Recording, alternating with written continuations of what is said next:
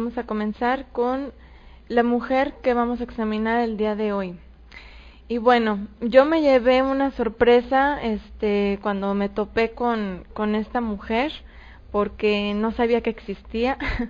No, me sorprende, le digo a mi esposo, porque después de tantas vueltas o tantas veces que uno lee la Biblia, incluso ya últimamente que pues ya la analizamos un poco más a conciencia, que leemos verso por verso y todo el método de estudio que llevamos, y no haber visto que, digo, tal vez yo soy la única, ¿verdad? Tal vez a ustedes no les pasó lo mismo, pero no había visto que se hablara de la esposa de Aarón.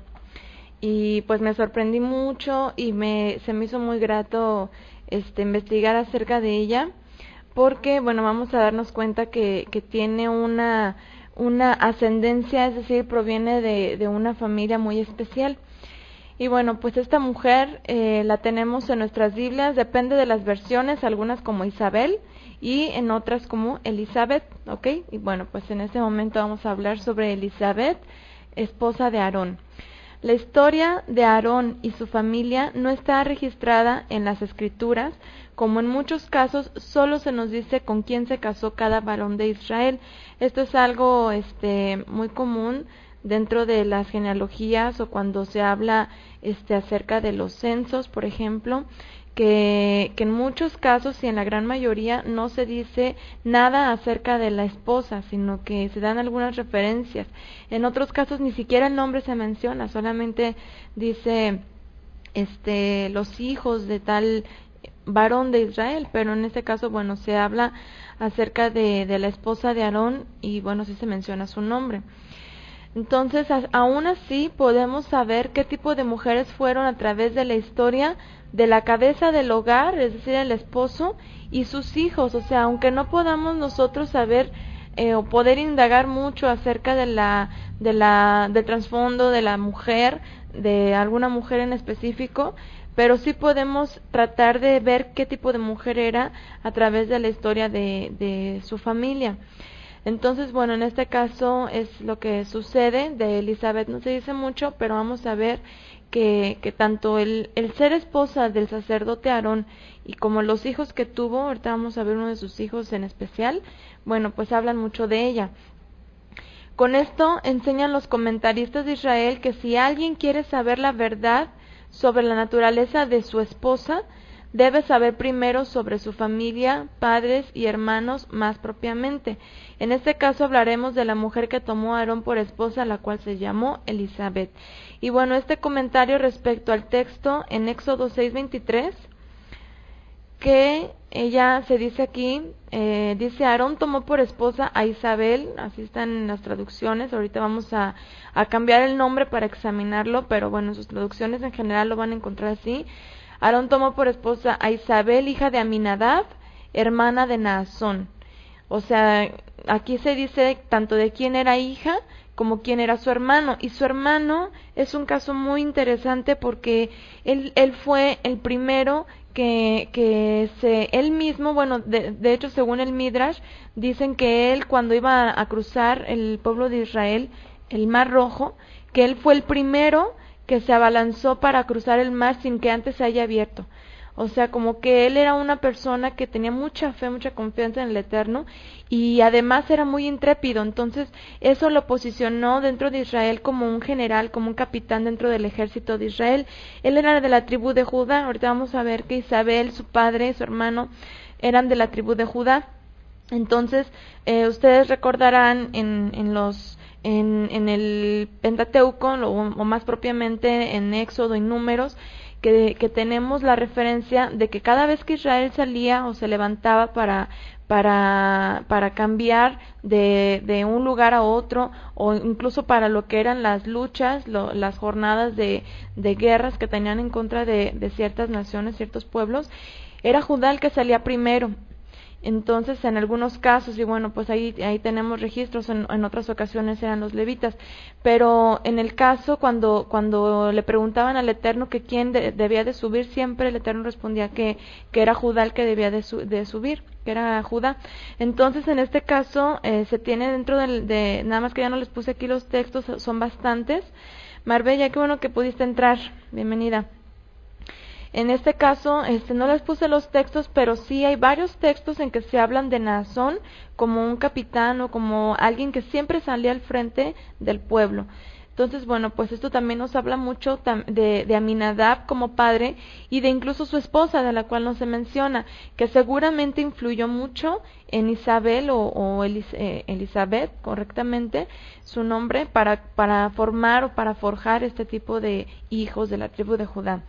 Entonces, bueno, en muchas traducciones, las mujeres con el nombre de Elizabeth aparecen como Isabel, tanto en el Tanaj, es decir, en el Antiguo Testamento, como en el Brit Hadashah, en el Nuevo Testamento.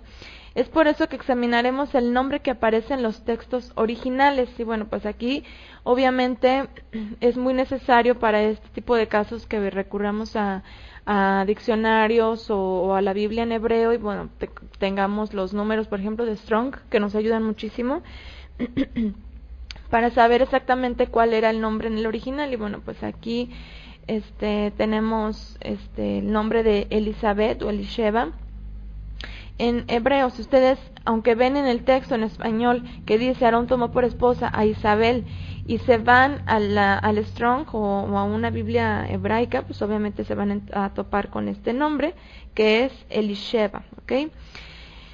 Y bueno, otra traducción que sería una traducción más apegada al original hebraico, bueno, sería así, que está en Shemot, o Éxodo 6:23, que dice, Aarón se casó con Elisheba, hija de Aminadab y hermana de Nachshon, y ella le dio a luz para él a Nadab, Abihu, Eleazar e Itamar. El nombre original, como vemos, es Elisheba, ¿ok? Aquí lo tenemos en hebreo, el cual está compuesto por las dos palabras. La primera es, bueno, aquí no salieron las letras, pero es el, que sería la Aleph y la Lamed, las dos primeras letras que ustedes ven en el hebreo, de derecha a izquierda. Y bueno, aquí la palabra el significa fortaleza, grandeza o poderoso, entre otros significados parecidos. Específicamente hablando del Todopoderoso, es decir, el Creador, pero que también se usa para referirse a una deidad. O sea, la palabra él, poderoso, grandeza, fortaleza, también se usa para referirse a otra deidad o a las deidades. La siguiente palabra que conforma el nombre es Sheba, ¿ok? Sheba, que tampoco salió, que literalmente es un número cardinal primario, que es el número 7, como el número sagrado completo. El número 7 representa esto, la plenitud. Sheba tiene como raíz primaria la palabra Shava, que significa propiamente estar completo, hacerse 7 uno mismo, lo que se entiende como jurar, como si se repitiera una declaración 7 veces. Y bueno, con esto estaríamos seguramente recordando varios textos, incluso, por ejemplo, por ahí uno famoso, ¿no? Cuando Pedro le pregunta a Yeshua que cuántas veces tenemos que perdonar a nuestro hermano que nos agrede, dice hasta 7 veces, y Yeshua usa algo que va muchísimo más allá, que dice no te digo 7 sino hasta 70 veces 7. Entonces, bueno, el 7 está representando esto, una perfección, algo que es pleno. Y bueno, también esta palabra Shabbat significa conjurar, dar, exigir, juramentar, juramento, jurar solemnemente. Por lo tanto, el nombre de Elisheba se traduce comúnmente como el Eterno me juramenta, o el Eterno es un juramento. Eso es una traducción así inmediata. Pero también tomando en cuenta lo que la palabra Sheba significa, podríamos entender el nombre como el poderoso es mi plenitud, o mi poderoso ha jurado, ya que en el nombre, como tenemos Eli, aquí está Aleph, Lamed, Yud, Eli, ya que en el nombre de la palabra Eli significa mi poderoso, o sea, él es poderoso, y el Ayud que está aquí después de la Lamed, Eli, ya tiene que ver con algo que tiene que ver conmigo, algo propio, algo que es mío. Entonces, aquí poderoso o Eli significa poderoso mío o mi poderoso. Así que como vemos, el nombre de Elisheba es un nombre sumamente significativo y muy hermoso. Y en síntesis de los significados lo entenderemos como mi poderoso es plenitud, lo cual encierra a todos los demás. O sea, aquí en mi poderoso es plenitud, Él es todo lo que yo necesito, Él es perfecto, Él es el que hace su pacto y no lo quebranta, o sea, porque aquí recuerden que la palabra Sheva también significa eso, juramento. Entonces Él es el que pacta y Él es el que no quebranta su pacto, Él es plenitud, Él es todo. Entonces, bueno, este nombre Elisheva también tiene mucha esencia aquí en la vida de esta mujer. Elisheva no era hija de la casa de Leví, sino de la casa de Judá, porque bueno, pues generalmente vamos a pensar que un levita se casa con otra levita, pero bueno, vamos a ver que en este caso no fue así. Tenemos en Números 1:1 que dice: en el primer día del segundo mes del segundo año de la salida de Egipto, el Eterno dijo a Moshe en el desierto de Sinai, en la tienda de la reunión: toma el censo de toda la congregación de Israel por sus familias, por las casas paternas, y anota el nombre de todos los varones. De 20 años arriba, todos los que puedan salir a la guerra en Israel, los contarás tú y Aarón por sus ejércitos. Estará con vosotros un varón de cada tribu, cada uno jefe de su casa paterna. Estos son los nombres de los que estarán con vosotros. De la tribu de Rubén, Elisur, hijo de Sedur. De Simeón, Selumiel, hijo de Surisadai. De Judá, Naasón, hijo de Aminadab. Entonces, bueno, aquí tenemos una de varias referencias de que Aminadab era de la tribu de Judá, ¿ok? Y obviamente Naasón y Elisheva. Es muy interesante que una vez más vemos un matrimonio conformado entre levitas y judíos, como fue el caso de Miriam, o María, la mujer que trajo al mundo al Mesías, y Yosef, su esposo. Yosef era de la casa de David, pero Miriam aparentemente era levita, al ser pariente de otra mujer llamada Elisheva, la madre de Johanán o Juan el Bautista, quien dice en Lucas 1:5 que era del linaje de Aarón, al igual que su esposo Zacarías. Y bueno, esto es algo que se puede entender acerca de Miriam o de María, que no era tanto de la casa de Judá, sino de la casa de Leví, pero bueno, pues caben las dos posturas. Sin embargo, algunos se inclinan más hacia que era de la tribu de Leví. Y vemos el linaje de Elisheva, esposa de Aarón, conformado de la siguiente manera. Y bueno, aquí tengo una genealogía. Primeramente me voy un poco más atrás del texto que vamos a ver en Ruth 4:18 acerca de la genealogía, y me voy hasta Tamar. Y aquí está lo interesante y lo lindo, que precisamente de este matrimonio o de esta unión entre Judá y Tamar viene precisamente la familia de Aminadab, la casa de Aminadab. Y bueno, esto es algo muy muy importante, muy interesante, porque aquí recordamos que el Eterno tiene todo tan planeado, tan perfecto, que la unión entre Judá y Tamar, pese a que podamos malentender o podamos pensar que algo no fue como nosotros creemos que debe haber sido, aún así vemos que aquí el Eterno tiene todo tan perfectamente planeado, que si no hubiera sido así, no hubiera venido Elisheva y no hubiera venido Pinjas o Fares, un personaje bastante importante dentro de la historia de Israel. Y bueno, vamos a ver todo esto que es muy interesante, que Judá se haya unido a Tamar y haya venido aquí una persona importante. Entonces, Judá tuvo con Tamar a Fares. Y bueno, vamos a ver en Ruth 4:18 a partir de Fares.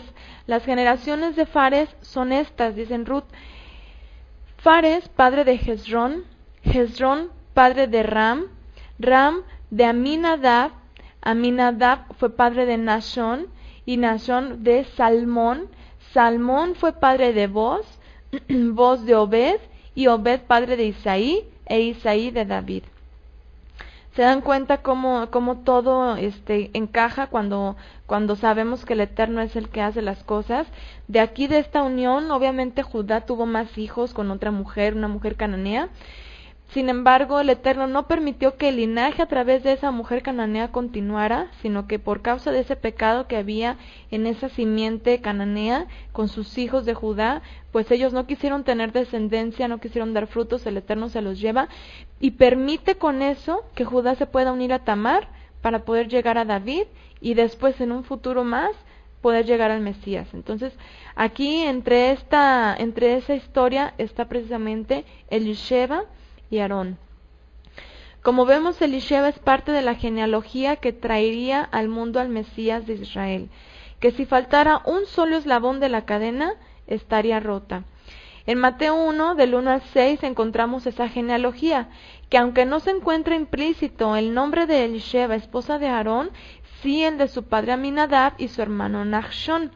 De Elisheba no tenemos muchos datos sobre su personalidad, sin embargo, como hemos mencionado en otras ocasiones, los hijos nos hablan por las madres. Primeramente, recordemos que Tamar fue una mujer celosa por la voluntad del Eterno. Y bueno, estaría bien que si alguien no ha escuchado el estudio de Tamar, lo escuche. Tamar, la nuera de Judá, que lo van a encontrar en las mujeres prominentes en la página. Y bueno, es muy muy interesante ver toda esta historia y ver cómo, gracias a cómo se dio ese momento, la historia entre Tamar y Judá, poder llegar hasta acá, hasta Elisheba. Entonces esta mujer, Tamar, fue una mujer muy celosa. Recordemos que hablamos que ella fue hija de Elam, un hijo de Sem, a quien se le llamó Melquisedec. Entonces, en este caso, bueno, obviamente sabemos que Tamar seguramente fue instruida de una manera muy celosa, como una mujer levita, como una mujer que, a pesar de no ser tal vez del linaje de Leví, pero sí era una mujer que tenía muchísimo celo por las cosas santas. Entonces, aquí tenemos a Tamar, una mujer celosa por la voluntad del Eterno, que luchó, como luchó con Judá, hija de Sem, quien era el sacerdote Melquisedec, una sombra del sacerdocio del Mesías, cuyos genes marcaron el linaje del Mesías. Aarón tuvo con su esposa Elisheba 4 hijos, quienes son Nadab y Abiú, quienes murieron, esos fueron los primeros, quienes murieron en el desierto por ofrecer fuego extraño al haber entrado en el santuario aparentemente alcoholizados. Actitudes que no podríamos echarlas sobre los padres, puesto que Aarón era para el Eterno un hombre justo, apto para que él y su descendencia ejercieran el ministerio de reconciliación entre el Eterno e Israel. Y bueno, aquí me imagino que Rosy Dub es Rosy, de aquí de Guadalajara. Bienvenida, que tiene que estar creando una cuenta cada vez que quiere entrar, sí, ¿verdad? Bueno, Rosy, pues bienvenida, qué bueno que nos estás acompañando. Entonces, bueno, estamos hablando sobre la esposa de Aarón, Rosy, Elisheba.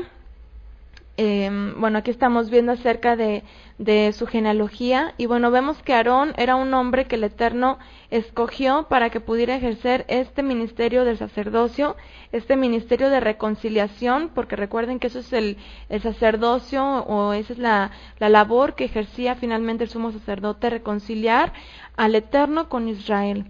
Pero Aarón y Elisheba tuvieron también a Eleazar e Itamar. Cabe mencionar aquí el significado de los nombres de los hijos de Aarón. El primero, Nadab, significa liberal. Posiblemente fue llamado así por el deseo de la libertad sobre los egipcios, pero sabemos que hay una línea muy delgada entre ser libre y ser liberal. Así que la libertad para Nadab se convirtió en libertinaje.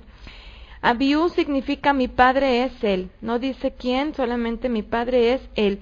Y aquí él, la palabra él en español es lo que entendemos como referirnos a un masculino, no en hebreo él, la palabra que examinamos al principio, que es poderoso, ¿ok? Porque en hebreo el nombre del hijo de Aarón es Abihu, y Hu en hebreo es él, es para referirse a un varón. Entonces, bueno, aquí significa Abihu, mi padre es él, no dice quién, solamente dice mi padre es él, seguramente haciendo referencia al Eterno, por supuesto. Sin embargo, él y su hermano Nadab intentaron acercarse al padre a su manera, lo que les acarrió juicio. Y bueno, esto es un caso que se dio con los hijos de Aarón. Sin embargo, bueno, pues tenían otros 2 hijos que ya fue una situación muy diferente, que eran 2 hijos que sí se consagraron al Eterno. El siguiente hijo es Eleazar, que significa el Eterno es ayudador. De este hombre, Eleazar, se continuó el linaje mesiánico, e Itamar significa costa o isla de palmeras, lo que nos habla de abundancia o fecundidad. Y bueno, vamos a ver por acá en Éxodo 6:25, que dice así: Eleazar, hijo de Aarón, tomó esposa de las hijas de Futiel, y ella tuvo a Finés. Y bueno, al principio, hace ratito me equivoqué, les dije Fares, un hombre muy importante dentro de la historia de Israel. A quien me quería referir era Finés, ¿ok? Finés, este es un hombre que vamos a hablar de él, que también es alguien importante, que desciende precisamente del matrimonio entre Elisheba y Aarón. Entonces, bueno, dice Éxodo 6:25 al final: estos son los jefes paternos de los levitas por sus familias. Y Finés también fue un hombre ilustre en Israel. Números 25:3, recordarán, pero vamos a leerlo rápidamente lo que sucedió con este hombre Finés. El pueblo se unió a Baal Peor, y el furor del Eterno se encendió contra Israel. El Eterno dijo a Moisés: toma a todos los príncipes del pueblo y ahórcalos en pleno día ante el Señor. Así el furor del enojo del Eterno se apartará de Israel. Entonces Moshe dijo a los jueces de Israel: mate cada uno a los suyos que se hayan adherido a Baal Peor. Y bueno, esto por la idolatría y por lo que está sucediendo con Israel, que se mezclaron con moabitas. Y bueno, verso 6: en eso un israelita trajo a una madianita a sus hermanos a la vista de Moshe y de toda la congregación de Israel. Así descaradamente trajo una mujer extranjera al campamento de Israel, cuando estaban llorando a la entrada de la tienda de la reunión. O sea, Israel estaba de luto por todo este juicio que había caído por el pecado, por la desobediencia, y este israelita como que no sentía nada, al contrario, estaba completamente separado de lo que estaba sucediendo entre la congregación, y quiere ir a darle gusto a su carne. Toma una mujer madianita y la lleva a su tienda. Y verso 7, lo vio Finés, hijo de Eleazar, hijo del sacerdote Aarón, y se levantó de entre la congregación. Tomó una lanza en su mano y fue tras el israelita a la tienda, y alanceó al hombre y a la mujer por sus vientres, y cesó la mortandad de los israelitas. De aquella mortandad murieron 24,000 israelitas. Entonces el Eterno dijo a Moshe, fíjense lo que dijo el Eterno: Finés, hijo de Eleazar, hijo del sacerdote Aarón, apartó mi furor contra los israelitas, llevado por el mismo celo que yo. O sea, Finés tuvo el mismo celo que el Eterno tenía por ver a su pueblo mezclándose con la idolatría y con otras mujeres paganas, extranjeras. Por eso, dice el Eterno, en mi celo no he consumido a los israelitas, por la acción de Finés. Por tanto, dile: yo establezco mi pacto de paz con él, y él y sus descendientes tendrán el pacto del sacerdocio perpetuo, porque tuvo celo por su poderoso e hizo expiación por los israelitas. Fíjense lo que hizo este hombre Finés. Este hombre Finés, cuyo nombre en hebreo es Pinjas, y fíjense, Pinjas significa boca o mandamiento, filo o porción de serpiente. Boca, mandamiento, filo o porción de serpiente. Lo que nos habla del juicio que ejerció Pinjas sobre el israelita que se había contaminado con la moabita, siendo un juicio sobre el pecado. O sea, lo que Pinjas hizo fue traer un juicio sobre el pecado. Por eso dice que él hizo expiación por los israelitas, siendo un juicio sobre el pecado. Y el pecado, recordemos que representa a la serpiente, y fue una manera en que el Eterno hirió a la serpiente por su palabra a través de Pinjas. Como vemos, dentro del linaje de Elisheba, tanto de su ascendencia, es decir, hablando hasta Tamar y Judá, como de su descendencia, hablando de Pinjas, encontramos hombres y mujeres celosos por las cosas santas, en la cual también encontramos el juicio sobre aquellos que las profanan, hablando de Nadab y Abiú. Un caso que sin duda lastimó a Elisheba. O sea, imagínense que seguro que Elisheba y Aarón siempre se esforzaron por dar a sus hijos cierta educación. Obviamente estamos hablando del sumo sacerdote y su esposa, Imagínense qué tipo de mujer tenía que ser Elisheba, la calidad y la altura a la que debía de estar ella espiritualmente para poder lograr, o más bien para no ser un impedimento para su esposo, para que él cumpla con su ministerio.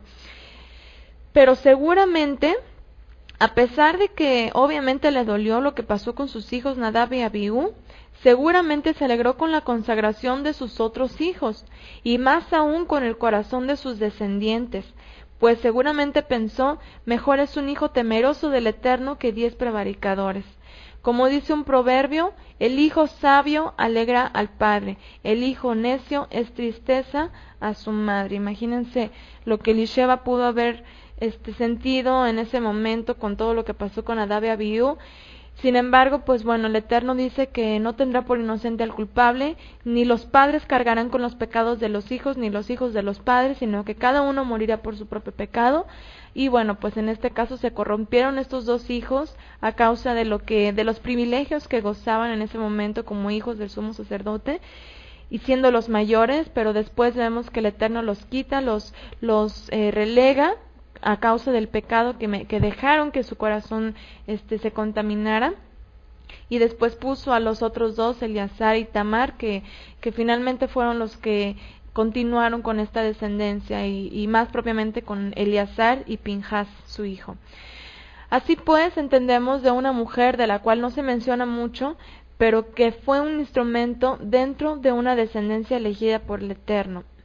Esto nos deja como enseñanza que no precisamente necesitamos hacer muchas cosas que puedan ser contadas para sentirnos mujeres virtuosas o ilustres, porque a veces, bueno, eso es lo que se piensa o lo que se transmite muchas veces a las hijas dentro de un hogar en el que no hay cierto temor, en el que se cree que, bueno, para que podamos nosotras ser reconocidas o podamos ser mujeres ilustres o mujeres virtuosas, bueno, pues tenemos que estudiar un montón de cosas o que hacer muchísimas cosas para poder sentirnos realizadas. Sin embargo, aquí vemos que de Elisheba no se dice mucho. Solamente hay algo mucho más profundo que podemos encontrar en su vida, que es su labor como madre y esposa. Entonces, bueno, dicen que necesitamos hacer muchas cosas que puedan ser contadas para sentirnos mujeres virtuosas o ilustres, pero hay algo de mucho más peso que podemos hacer y que generalmente se ve disminuido, y es la labor que desarrollamos en nuestro hogar. No precisamente lo concerniente a la limpieza, tampoco, aunque no es poco importante eso, el tener a nuestros hijos estudiando en casa, porque a veces también decimos, bueno, pues es que yo en mi casa hago esto, hago lo otro, a mis hijos les enseño esto y les enseño lo otro, pero verdaderamente hay algo muchísimo más profundo que tenemos que esmerarnos en lograr. Y lo verdaderamente loable sería que pudiéramos hacer por nuestro hogar, por nuestro esposo, por nuestros hijos, es que ellos puedan cumplir con la voluntad del Eterno y nosotros ser un apoyo y una verdadera Ezer Kenegdo, una verdadera ayuda frente al hombre, como seguramente lo hizo Elisheba, quien es evidente que fue una buena esposa, una buena madre. Además de esto, dirigir el corazón de nuestros hijos al temor del Todopoderoso, porque podríamos enseñar muchísimas cosas, podríamos, no sé, lo que sea, tener con nuestros hijos, pero ¿de qué nos va a servir que nuestros hijos tengan mucha información, de donde sea de nuestra fuente, o sea de otro lado, si nosotros no logramos que el corazón de nuestros hijos siempre, siempre, siempre esté como el de Pinjas, temerosos y celosos por la voluntad del Eterno? Eso verdaderamente tiene que ser el primer reto y la primera labor en la que nos esforcemos más que en lo que les vamos a dar. Es de mucho valor eso, y yo me atrevería a decirlo, es mi punto de vista, pero es de mucho más valor eso que darles una licenciatura o una manera en que se ganen la vida, entre comillas, porque el Eterno es nuestro sustentador, nuestro proveedor, ya que aunque el estudio es una parte importante del desarrollo de nuestros hijos, no es verdaderamente lo que deben perseguir incansablemente, porque a veces se nos mete en la cabeza la idea por los medios, por las instituciones, por el sistema, que metas a tus hijos a que estudien una cosa y estudien otra y los hagas unos verdaderos profesionistas, pero en realidad, bueno, su vida espiritual esté vacía. Entonces no es el propósito, obviamente. La realización personal, una vida profesional, un estilo que permita cierto estatus, es algo que pasará. O sea, ¿para qué nuestros hijos estudian o nosotros mismos para qué estudiamos o para qué aprendimos ciertas cosas o X? Bueno, pues para tener un estilo de vida que sea, como muchos llaman, un estilo de vida digno, ¿verdad? Que por eso tienen que estudiar una carrera y bueno, los queremos meter al sistema de lleno sin primeramente implantarles a nuestros hijos el temor y el celo por el Eterno. Entonces todo eso, todo lo que les podamos dar a nuestros hijos para que se desarrollen en este mundo va a pasar. O sea, eso no va a tener una retribución espiritual. Pero el enseñarles a nuestros hijos a hacer tesoros en los cielos es lograr que sus nombres permanezcan inscritos en el árbol de la vida. Que el Eterno nos ayude a elegir para nosotras y para nuestros hijos y esposos la buena parte, la cual no nos será quitada, y pongamos siempre al Eterno como la razón de toda nuestra plenitud, que podamos decir de verdaderamente Eli Sheba, o sea que podamos decir que el Eterno es nuestra plenitud, no lo que les damos, no los estudios, no las posesiones, no como dicen el patrimonio, o sea que finalmente todo eso, todo lo que es para este mundo aquí se va a quedar, incluso va a ser consumido en algún momento, pero que podamos decir que toda nuestra plenitud y que incluso podamos ver en nuestros hijos que todo su gozo, que toda su plenitud está en el Eterno, en las cosas espirituales, y no que se sientan sumamente alzados o realizados cuando se traten de cosas materiales o cosas del mundo, sino que podamos implantar eso en nuestros hijos. Yo creo que ese es nuestro mayor reto como madres, y que podamos también ser un apoyo para que nuestros esposos cumplan con la voluntad del Eterno, sin estorbar o sin alejarlos de ese mismo temor y celo por el Eterno, pues también es algo que tenemos que procurar de una manera muy especial. Se trata de nuestro esposo, de nuestros hijos, de la familia que el Eterno nos permitió, de la que nos permitió ser parte y de la que seguramente tenemos mucho para qué aprender acerca de la vida de Elisheva y de otras mujeres que también fueron una pieza clave dentro de sus hogares para poder continuar con esta descendencia que finalmente traería la redención para Israel. Y bueno, con esto concluimos nuestro estudio sobre Elisheva y vamos a ver si hay algún comentario o algo que quieran anexar al estudio de hoy.